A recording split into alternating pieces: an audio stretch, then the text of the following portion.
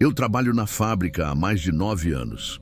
No turno da noite, sempre fui do tipo que prefere silêncio à confusão. Mas não aquele tipo de silêncio que eu ouvi naquela madrugada. A gente se acostuma com o barulho constante das linhas, aquele som abafado de garrafas passando rápido, as esteiras vibrando sem parar, os estalos dos compressores, a ventoinha da caldeira, tudo isso vira música de fundo. Tanto que quando alguma coisa para, a gente percebe na hora. Porque o silêncio ali dentro não é natural, é incômodo, é pesado. Naquela noite eu estava terminando um relatório de manutenção preventiva quando recebi um aviso no rádio. A ala D, que está em reforma faz uns bons anos, tinha registrado uma queda de tensão e falha de sistema. Só que essa ala nem deveria estar ligada mais. Falaram que era só verificar se não tinha curto no disjuntor. Coisa rápida. Eu nem podia recusar. A fábrica anda cortando pessoal e qualquer não vira motivo para te colocarem na lista da próxima demissão. Fui. Desci o corredor que liga a ala central AD com a lanterna de cabeça ligada, porque ali as luzes de emergência vivem falhando. O cheiro já mudou antes mesmo de eu virar o corredor. Não era ruim, mas parecia que tinha algo velho no ar. Um adocicado esquisito, tipo xarope que ferveu e secou. Sabe? Na porta da ala D, tinha aquela faixa de isolamento amarela mais rasgada. Já faz tempo, ninguém liga para aquilo. Abri devagar. O som da porta arranhando o batente já me arrepiou. Ali dentro era quente e abafado. As caldeiras antigas não funcionam mais, mas parecia que o ar ainda estava vivo. Comecei a caminhar devagar, com a lanterna iluminando os tubos enferrujados, o chão manchado de óleo antigo. Ninguém pisa ali há anos. Pelo menos, era o que diziam. Passei por uma das linhas de envase desativadas. As garrafas de vidro empilhadas em caixas plásticas ainda estavam lá, poeira grossa em cima. Mas o que me parou foi o som. Um som repetido, baixo, como se algo respirasse. Eu juro por tudo, era como se tivesse um ritmo, igual ao de uma pessoa puxando o ar bem devagar, mas metálico, e vinha de uma das máquinas maiores, um misturador que já devia estar com os cabos cortados. Aproximei, encostei com a mão para sentir se estava vibrando. Estava frio, mas aquele som continuava, cíclico, profundo. Olhei para a tomada. Estava desligada. Os cabos cortados mesmo, como manda o protocolo de desativação. Não fazia sentido. Parei. Fiquei ali parado uns segundos, tentando entender se era eco ou se eu estava cansado demais. Eram quase 2 da manhã. Eu pensei, pode ser o vapor da tubulação ainda soltando pressão antiga, só que ali não tem mais água. O sistema está seco. A parte hidráulica foi desmantelada no ano em que eu entrei.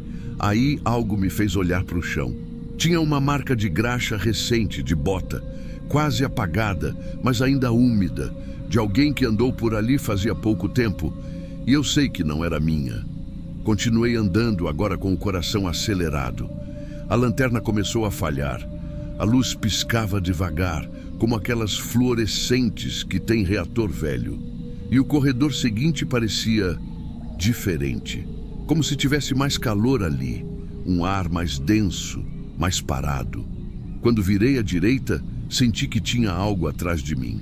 Não vi nada, mas ouvi um estalo seco, como se uma mola tivesse se mexido. Eu congelei. Apaguei a lanterna por reflexo e fiquei no escuro total por uns 10 segundos, só escutando. Nada. Só silêncio. Mas não aquele silêncio tranquilo. Era aquele tipo de silêncio que parece que te observa. Acendi de novo a luz e fui direto até o painel central da ala. Um quadro de força antigo com etiquetas escritas à mão em papel amarelado. Fui verificar a caixa de disjuntores e algo ali me travou. O painel estava fechado com lacre, como deveria estar. Mas a luz do visor indicava que havia energia circulando em um setor que oficialmente não recebe alimentação desde 2018.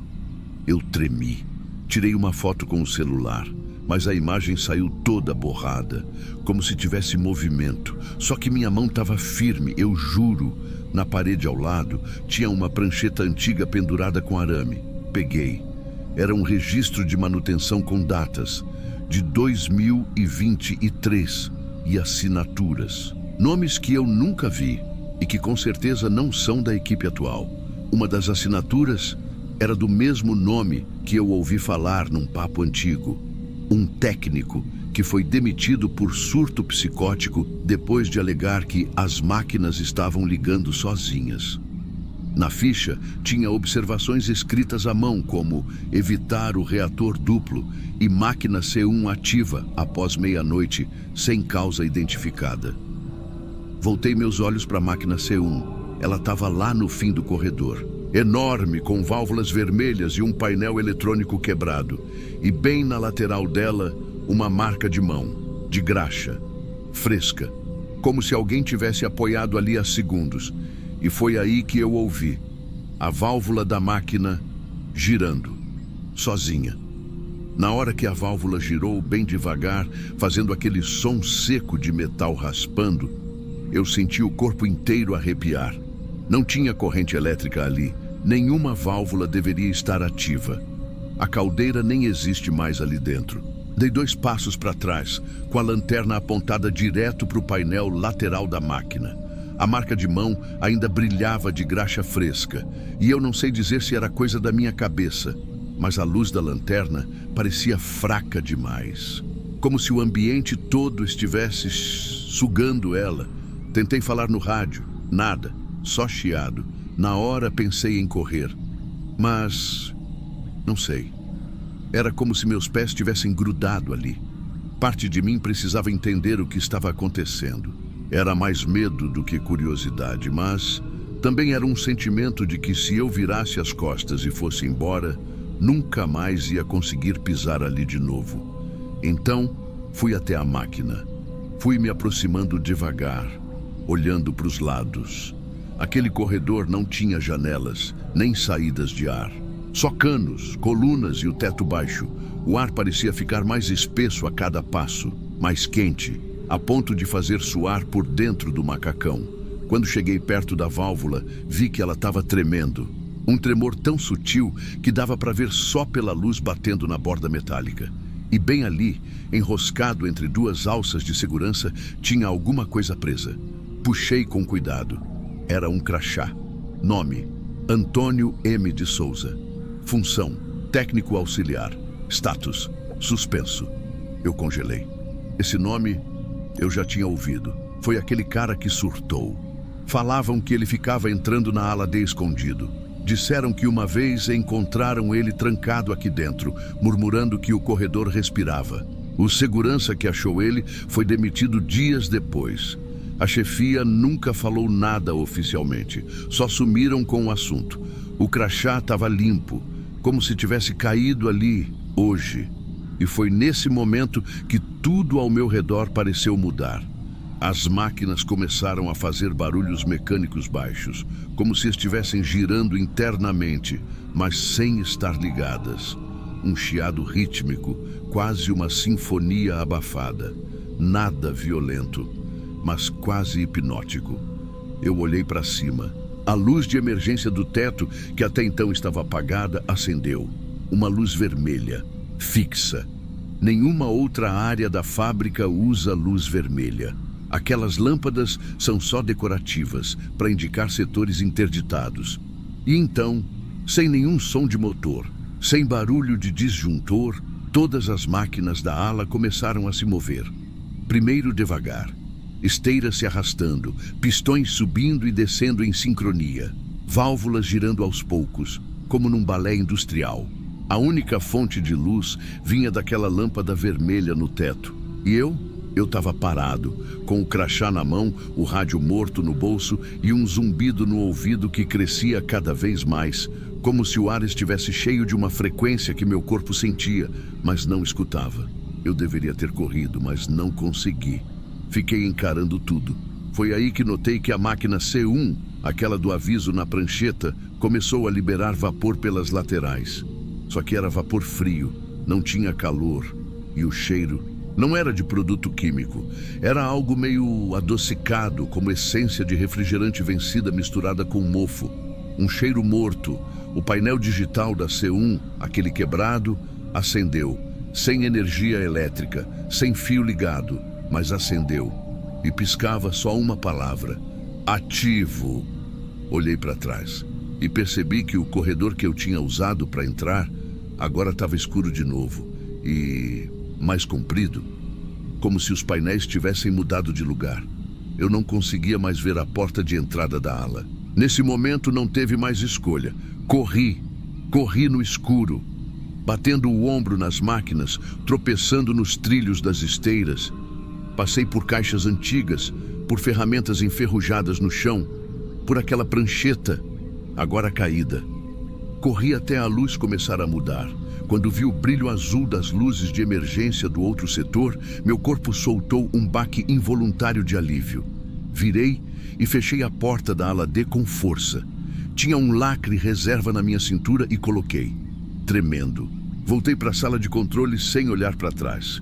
No relatório, escrevi que foi uma falha de leitura nos sensores, que não havia corrente, que os disjuntores estavam intactos, que a falha se resolveu sozinha após reiniciar o sistema geral. Não contei do som, nem da marca de graxa, nem do crachá. Só que, desde então, quase toda madrugada, o sistema acusa falha na ala D entre 2 e 3 da manhã. Sempre com o mesmo código. Ativação não identificada. Já faz 5 dias. Hoje, quando fui entrar para fazer a ronda, meu crachá travou na catraca. Apareceu no visor, setor não autorizado. Mas eu sou técnico noturno. Eu tenho acesso. Ou tinha? O encarregado olhou para mim e disse: fica tranquilo, já mandaram outro funcionário lá. E aí eu soube. Não vão parar de mandar, nem mesmo quando o corredor decidir fechar sozinho.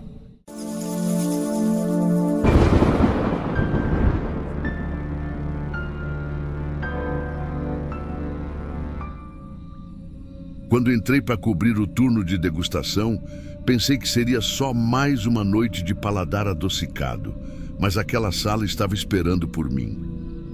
Eu trabalho como analista de qualidade há quase 10 anos. Já passei por fábrica de leite, biscoito, cerveja, mas sempre quis cair na coca. O pessoal trata como o topo da cadeia, sabe? Tudo muito técnico, limpo, controlado. Quando me transferiram para a planta do interior de São Paulo por uns meses, topei na hora. Na segunda semana, meu supervisor disse que precisavam de alguém para testar uma linha nova de produção de concentrado. Nada demais.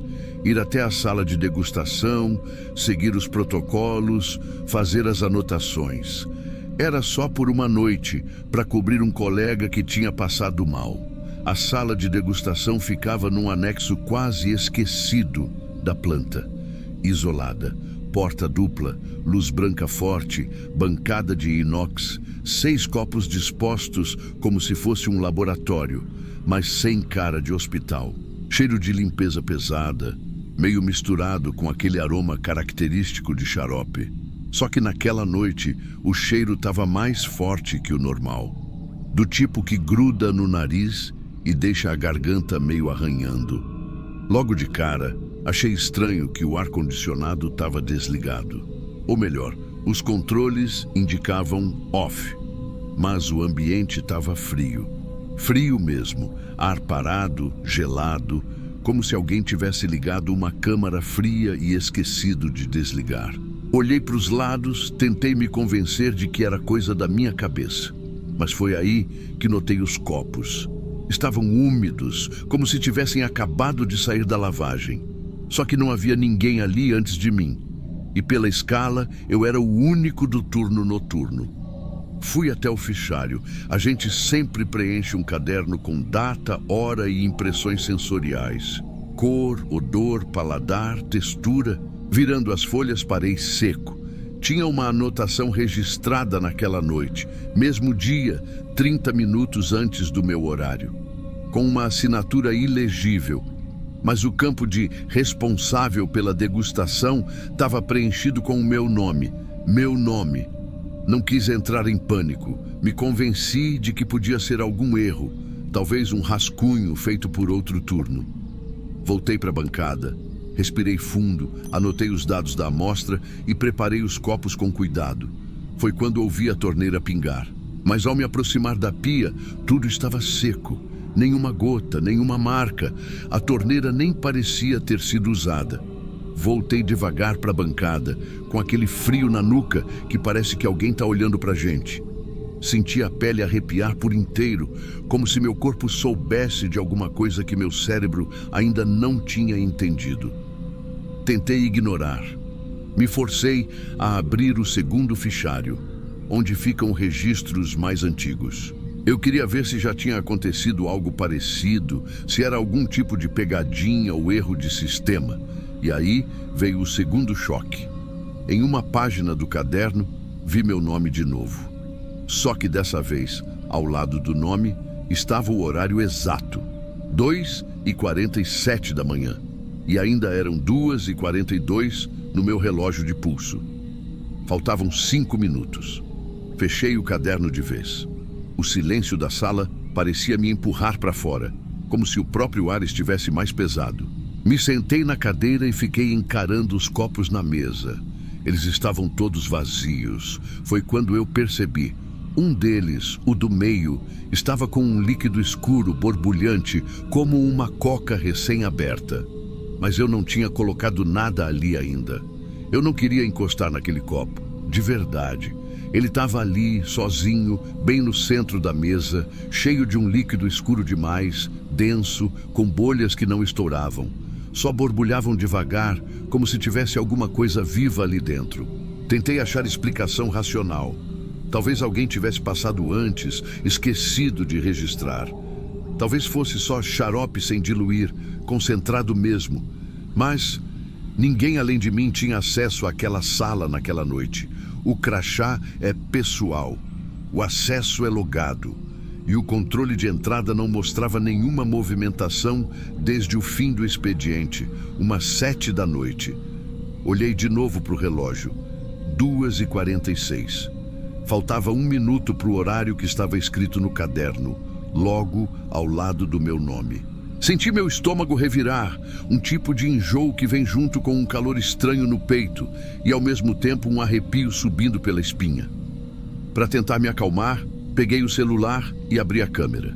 Decidi gravar, mostrar que eu estava ali, mostrar o que estava vendo. Talvez fosse só uma falha de percepção, sei lá. Só que, quando a câmera abriu, o copo sumiu da imagem. No visor do celular, a mesa estava limpa. Nenhum líquido, nenhum copo cheio, só os copos secos, enfileirados. Olhei por cima da câmera com os próprios olhos. E o copo ainda estava ali, bem na minha frente. Eu tremi. Baixei o celular devagar. Fiquei encarando aquilo como se esperasse que sumisse sozinho. Mas não sumia. Só que quando eu voltava o visor da câmera, nada. O relógio da parede marcou 2h47 e parou.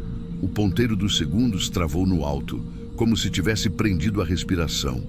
E aí veio o barulho. Primeiro baixo, tipo um zumbido. Aquele som grave que parece que vem de dentro da cabeça da gente ou das costas. Depois, um pifininho, igual alarme de gás, se misturando com um som de alarme industrial disparando. Só que não era o alarme geral da fábrica. Eu conheço aquele som. Esse era diferente. Vinha da sala mesmo, como se estivesse dentro das paredes. Levantei num pulo e corri para a porta. Travei a maçaneta, aberta. A porta não estava trancada, mas por algum motivo meus pés não se mexeram.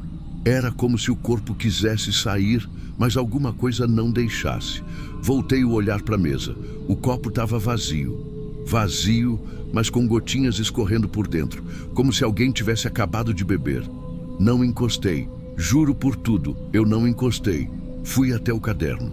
E lá estava, bem na página de baixo. Degustação concluída. Resultado aprovado. Assinatura igual à anterior. Mesma letra, mesma tinta. Mas eu não escrevi aquilo. Me afastei como se o caderno fosse me puxar. Eu só queria sair dali. Fechei a pasta, larguei tudo do jeito que estava e fui embora. Nem fechei a sala, só saí. No outro dia, às 8 da manhã, em ponto, pedi demissão. Não quis conversar, não contei nada, só disse que não me adaptei. Me olharam estranho, claro, mas deixaram ir. Assinei os papéis e fui embora. Desde aquele dia, nunca mais cheguei perto de um copo de refrigerante. Nem coca, nem nada. Tem gente que fala que tudo pode ser psicológico. Pode ser. Mas eu sei o que eu vi, sei o que eu ouvi. E até hoje, às vezes, do nada, eu sinto aquele cheiro de xarope forte demais.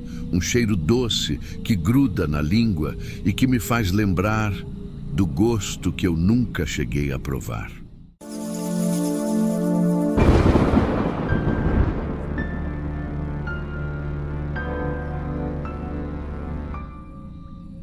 Eu trabalhei por 14 anos na planta da Coca-Cola aqui do interior. Sempre na manutenção, sempre no turno da noite. E naquela época, lá por 2019, eu estava escalado direto para rondar os setores inativos, aqueles que estavam passando por reforma ou que já tinham sido fechados.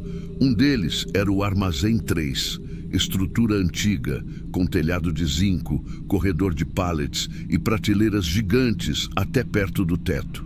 A maior parte já estava só na poeira. E no fundo dele tinha um elevador de carga. Um quadrado de ferro grosso, pesado, que ninguém mais usava. Estava desativado desde um acidente que aconteceu anos antes, quando um operador ficou preso e morreu esmagado entre os andares. Depois disso, o setor foi interditado. Acontece que naquela noite tudo estava mais silencioso do que o normal. Até os exaustores pareciam mais lentos. Eu lembro de estar passando devagar pelos fundos do galpão, anotando umas coisas no bloquinho quando ouvi o som. Ding! Aquele som metálico seco que só elevador de fábrica faz. Na hora, eu parei. A luz do painel estava acesa, amarela. O botão de chamada estava iluminado como se alguém tivesse apertado.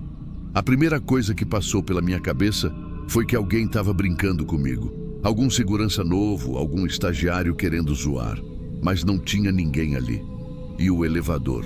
Aquele elevador nunca mais funcionou. Foi desativado oficialmente. A energia dele foi cortada do painel central. Eu mesmo vi isso ser feito. Eu dei uns passos devagar até o painel. Nenhum ruído, só o eco das minhas botas no concreto. O cheiro forte de graxa subiu do nada, como se alguém tivesse acabado de lubrificar a estrutura. O chão estava cheio de pó, mas ali, perto da porta, dava para ver uma marca, de bota, assim como a minha, só que virada de lado, como se a pessoa tivesse entrado de lado e parado. Só uma. Me arrepiei inteiro. Fiquei parado um tempo olhando aquilo, pesando se valia a pena chamar alguém do controle ou ir embora e fingir que não vi nada. Mas, naquela época, eu ainda era do tipo que queria resolver tudo sozinho. Então, fui até a lateral do elevador, puxei a tampa da caixa de inspeção e olhei os cabos. Estavam todos frios, sem corrente. A luz continuava acesa mesmo assim. Aí deu o segundo ding, mais alto, mais próximo. Aquilo me pegou desprevenido. Eu travei, porque o som veio de dentro da cabine que agora estava entre andares. Eu vi pela grelha da porta. A luz interna piscava como se tivesse alguma interferência e o elevador estava parado meio no alto, entre o térreo e o primeiro andar. Senti um vento frio subir pela abertura, mas o galpão estava abafado. Aquele tipo de calor parado de ambiente fechado com telhado metálico. Foi aí que começou a bater um mal-estar estranho. Não era medo só. Era uma mistura de lembrança, tensão e algo no corpo dizendo vai embora. Mas eu não fui. Abaixei e olhei mais perto. Na estrutura de ferro, um filete de líquido brilhava com a luz da lanterna. Parecia água no começo, mas tinha uma viscosidade estranha. Escorria lentamente em direção ao poço do elevador. E logo ali, ao lado da poça, outra marca. Mais um rastro de bota. Fresca, Comecei a me perguntar se algum técnico da limpeza tinha entrado ali, se alguém da segurança tinha ignorado o bloqueio da área. Mas aquilo não fazia sentido. Se fosse alguém, como que ligou a luz sem energia? Fui até a salinha de monitoramento para ver se o circuito do Armazém 3 ainda estava operando. Câmera desligada. Voltei para perto da porta e me preparei para abrir manualmente, mesmo sabendo que não devia, mesmo sabendo o que tinha acontecido ali antes. Abri a porta com esforço. Aquela trava manual estava emperrada. Fazia anos que ninguém mexia ali. Só o som do ferro raspando já dava calafrio. Quando consegui soltar, a estrutura tremeu levemente, como se algo lá dentro tivesse se ajustado ao meu movimento. A lanterna na minha mão tremia, mas não era só nervoso. Tinha alguma coisa ali, aquela sensação de que o lugar não estava vazio, mesmo que não desse para ver ninguém. Iluminei o interior da cabine. Vazia, mas o chão do elevador estava molhado. E não era graxa, nem água suja. Era uma mancha densa, escura, que ia do canto da parede até a beirada do poço. No meio daquilo, dava para ver pegadas nítidas, uma de cada pé. Pesadas como se alguém tivesse pisado molhado ali e caminhado para fora da cabine, descendo em direção ao fundo do elevador. Eu fiquei ali, parado, encarando aquilo, com a lanterna focada no escuro do poço. O feixe de luz descia até um certo ponto e depois era engolido pela sombra. Mas lá embaixo, lá no fundo, juro por tudo, ouvi um barulho ritmado, como se alguém estivesse se mexendo.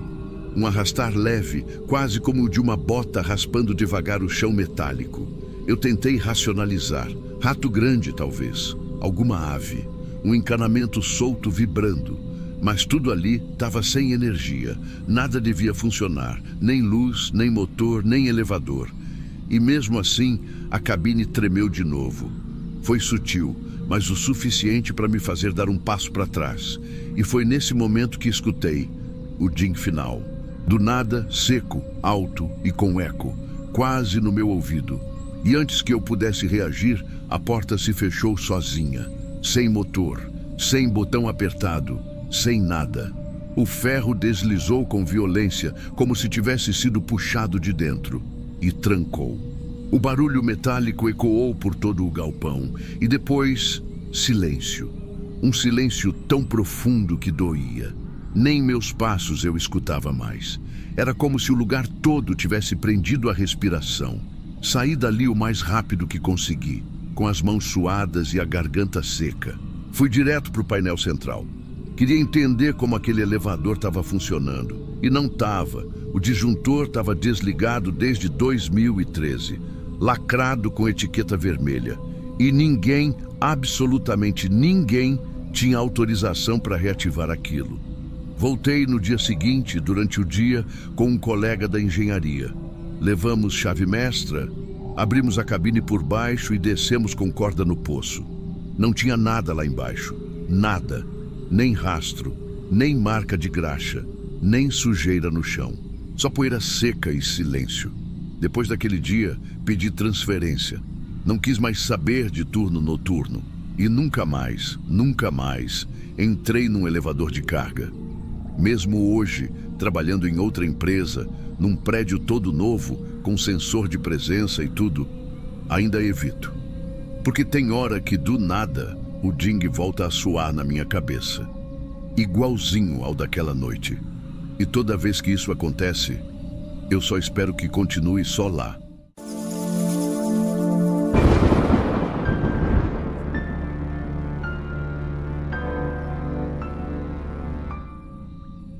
Eu sempre achei que o refeitório da fábrica fosse o lugar mais barulhento do turno da noite. Talheres caindo, gente rindo, cafeteira rangendo. Mas naquela madrugada, às 3h20, o silêncio era tão pesado que parecia encher o ar. Terminei de limpar o corredor principal e pensei em pegar só um café rápido antes de voltar para a ronda. O problema? Eu mesmo tinha trancado a porta do refeitório às 11. E quando virei a esquina, vi a luz fluorescente acesa, iluminando tudo como se fosse meio-dia. Meu coração disparou. Primeiro impulso, alguém esqueceu a chave, mas eu sabia que a chave estava no meu bolso. Abri devagar. A porta não ofereceu resistência. O cheiro de café velho veio forte, quente, como se alguém tivesse acabado de passar uma garrafa inteira. Passei a mão na maçaneta. Fria, úmida. Entrei. As mesas metálicas refletiam a luz branca, cada detalhe tão nítido que chegava a incomodar. Nenhum som, só um gotejar constante vindo da pia. Dei alguns passos e ouvi um tim seco, como talheres batendo. Congelei. Olhei ao redor. Nada. Respirei fundo, tentando me convencer de que era encanamento, mas o som se repetiu, ritmado, como se alguém mexesse em bandejas invisíveis. Atravessei o salão. O relógio de parede chamava a atenção. Ponteiros firmes nas 3h20, sem avançar nem um segundo. Senti a pele arrepiar. Na bancada da cozinha, a cafeteira estava ligada. O visor digital piscava. Vapor saía do bico, mas o reservatório estava vazio. Eu tinha certeza de que desligara tudo antes de começar a ronda. Foi quando vi o caderno de registro de refeições. Costumava ficar guardado no armário, mas agora estava aberto, bem no centro da mesa de inox. Uma folha nova exibia meu nome, em letra que não reconheci, com a anotação Café 3h20. Meu estômago virou. Eu nunca escreveria aquilo, e ninguém mais tinha acesso depois das 11. Um calafrio percorreu minhas costas. Senti passos leves atrás de mim, um som curto, como se alguém pisasse com meia. Girei rápido, vazio absoluto. O refeitório inteiro estava à vista, sem um canto escuro. Não havia onde alguém se esconder. Foi quando as luzes começaram a falhar, uma fileira de cada vez, da porta até mim. Plim, plim, plim. O barulho seco dos reatores morrendo no teto ecoava pelo espaço.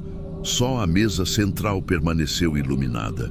Em cima dela, um copo branco, cheio de café recém-passado fumegando. Eu não tinha ouvido porta abrir, nenhum barulho de passos além daqueles que senti. Me aproximei devagar, o coração batendo tão forte que senti na garganta. O cheiro era intenso, doce, quase enjoativo. O vapor subia, formando pequenas curvas no ar. Foi aí que a pia, com a parede espelhada, chamou minha atenção. Olhei meu reflexo e congelei. O homem no espelho era eu, mas não era. Ele segurava o copo que estava sobre a mesa. Levava-o aos lábios devagar e sorvia um gole, enquanto eu continuava parado, mãos vazias. Meu reflexo sorriu. Um sorriso lento, sem pressa. As luzes se apagaram por completo. O breu foi tão imediato que eu não enxergava nem minha própria mão. O silêncio, que antes já era pesado, virou algo quase sólido. Fiquei imóvel, com a respiração presa, esperando que os olhos se acostumassem, mas a escuridão parecia não ter fim. Então, um cheiro ainda mais forte de café quente invadiu o ar, denso, quase queimado. Era como se a bebida estivesse a poucos centímetros do meu rosto. O calor subia, mas não havia fonte de luz, nem o chiado da cafeteira. Meu primeiro instinto foi tatear o caminho de volta. Estendi a mão e toquei o encosto gelado de uma cadeira. Ao me mover, ouvi um estalo suave atrás de mim. Um cloque de porcelana pousando em metal. Girei de repente, mas não vi nada. Foi quando, no escuro total, senti uma brisa quente roçar meu ouvido. Não foi vento do ar-condicionado. Era como se alguém respirasse ali, bem próximo. O cheiro de café vinha dessa direção. Meu peito apertou. Quis falar algo, mas a voz não saiu. Em vez disso, um clique seco ecoou, o som exato do interruptor da parede. A luz voltou de uma vez, tão clara que me cegou por um segundo. Pisquei, ofuscado. A sala estava como antes, mesas limpas, cadeiras alinhadas. Só que agora o copo sobre a mesa central estava vazio, manchado de café fresco nas bordas. O relógio na parede marcava 3h21. Olhei para a pia. Meu reflexo me encarava de volta, aparentemente normal. Nenhum sorriso, nenhum copo nas mãos. Mas algo me deixou inquieto. Meu peito subia e descia rápido, quase ofegante. No reflexo, o movimento parecia meio atrasado, como se fosse uma gravação fora de sincronia. Um pânico frio me tomou. Saí dali quase tropeçando. Tranquei a porta com a chave tremendo entre os dedos e corri pelo corredor, o som dos meus passos ecoando mais alto do que nunca.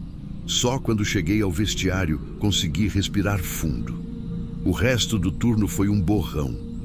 Nem lembro de ter terminado a ronda. Quando o sol começou a clarear, ainda sentia na boca um gosto amargo, parecido com café. Nos dias seguintes, evitei aquele refeitório sozinho. Pedi para mudar o horário da limpeza, inventei desculpas.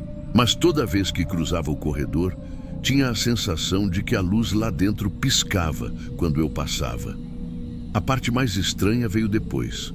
Algumas madrugadas, acordo de repente, sempre no mesmo horário, 3h20. O quarto inteiro fica impregnado de um cheiro forte de café fresco, mesmo sem ninguém ter feito café em casa. Já chequei fogão, cafeteira, tudo desligado. Não é pesadelo. Eu sinto o aroma, sinto o calor leve no ar, como se uma xícara tivesse acabado de ser servida ao lado da cama. Não tomo mais café. Nem chego perto de um espelho quando acordo nesse horário. Até hoje, toda vez que fecho os olhos, lembro daquele reflexo sorrindo. Um eu que não sou eu, levando o copo à boca. E, por mais que tente convencer a cabeça de que foi cansaço ou alucinação, uma parte de mim sabe que quando o relógio marca 3h20, alguma coisa ainda me observa, esperando que eu volte para aquela mesa. Relato enviado por um funcionário de limpeza da fábrica, que prefere não se identificar. Desde então, ele evita café e nunca mais entrou sozinho no refeitório. E você arriscaria uma visita às 3h20?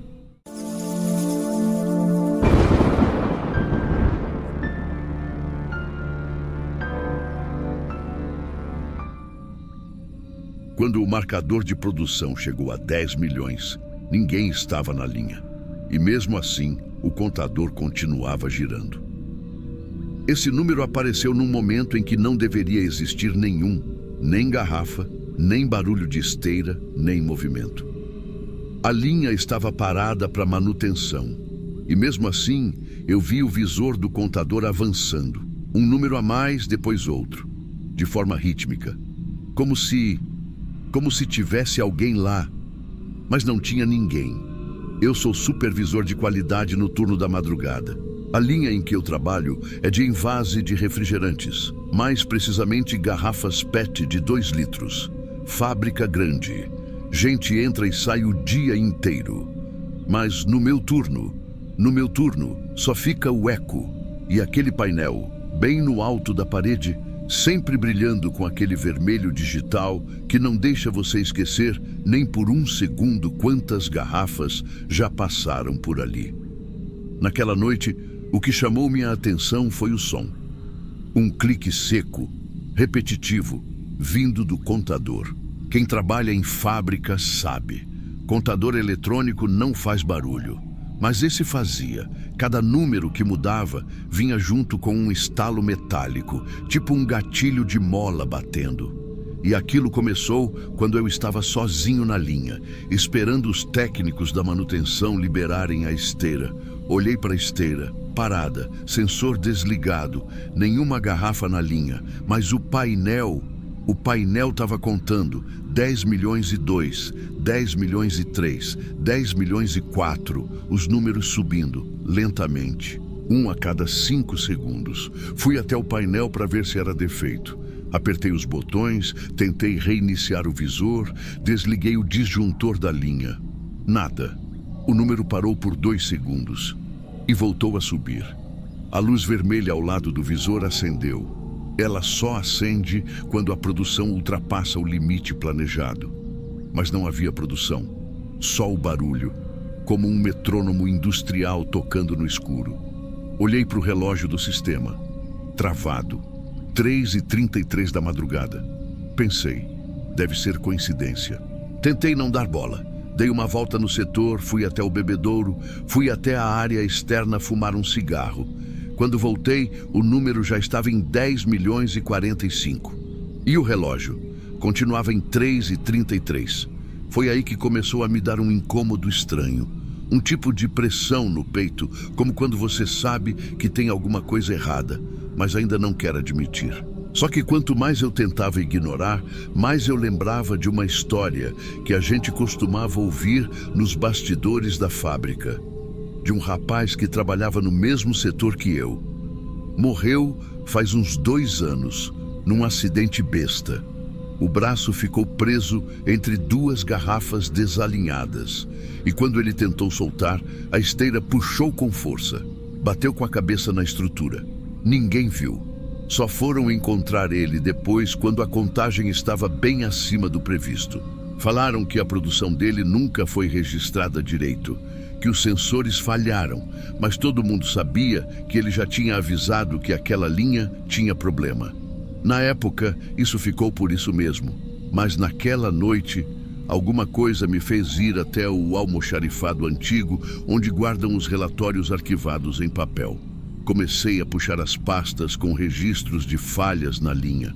Coisa velha, poeira, papel amarelado, tinta borrada. Encontrei um relatório de falha no contador. Data, exatamente 2 anos antes. Mesmo dia. Mesmo horário, 3:33 da madrugada.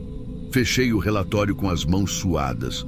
O número no painel agora estava em 10 milhões e 73. E o clique ainda ecoava, mesmo depois de eu ter desligado tudo da linha. Eu precisava cortar a energia geral.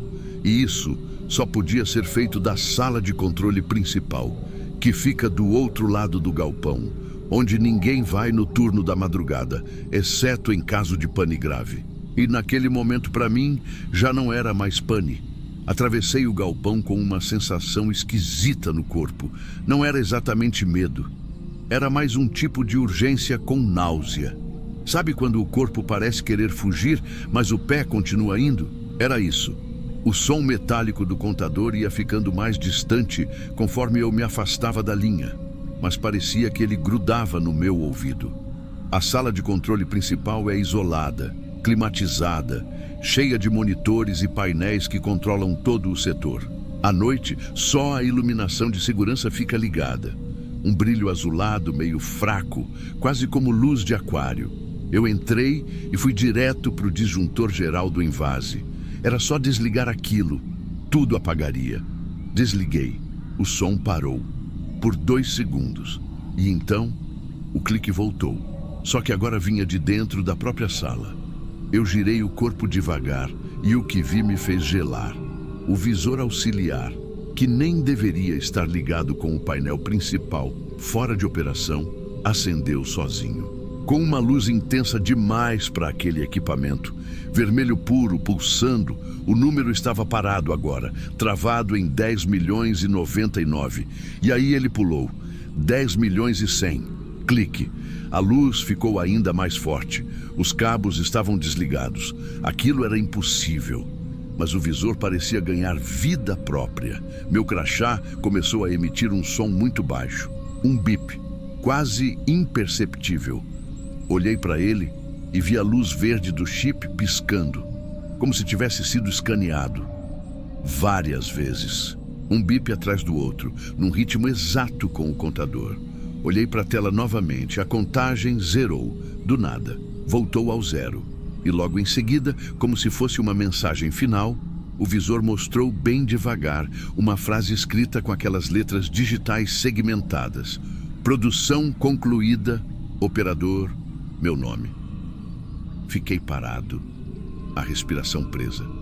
A sala inteira mergulhada naquela luz vermelha, vibrando como se tivesse vida. A mensagem desapareceu. A luz se apagou. E tudo ficou em silêncio. Aos poucos, as luzes de emergência piscaram. O sistema reiniciou. A esteira voltou a funcionar no galpão. Um barulho de compressor ligando ecoou pela fábrica. Tudo, como se nada tivesse acontecido. Mas eu sei o que vi. Sei o que escutei. Sei que não foi só falha elétrica. Aquilo era para mim. Na semana seguinte, pedi transferência de setor. Fui para o controle de estoque, bem longe da linha de invase. Nunca falei sobre isso com ninguém da fábrica. Se eu contasse, iam rir, ou pior, me tirar por louco. Mas às vezes, ainda acordo no meio da noite com um som que já sei de cor. Clique. E quando olho o relógio do celular, quase sempre são 3h33. A última vez, eu juro, vi uma luz vermelha bem fraquinha vindo do canto do meu quarto, igual a do visor, como se tivesse um contador ali. A linha, ela nunca parou, só mudou de lugar.